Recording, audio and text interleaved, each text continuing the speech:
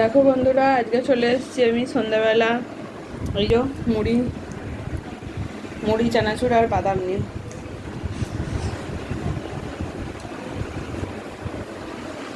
খাই দাইটা ছেড়ে নিই সন্ধ্যাবেলা।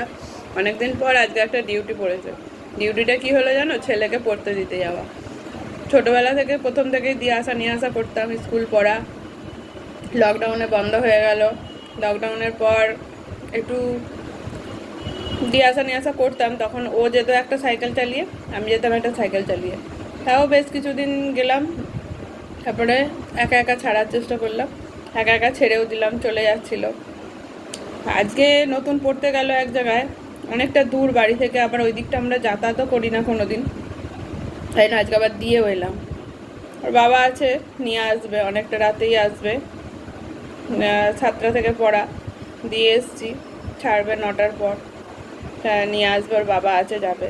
তাই বলছি বন্ধুরা, অনেকদিন পর আজকে আবার একটা নতুন ডিউটি আমার শুরু হলো।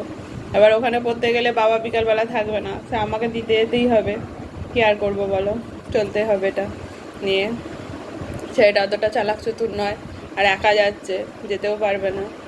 এই যাই কিছুদিন দিয়ে আসি, তারপর আবার একা একা ছেড়ে দেবো, যাবে।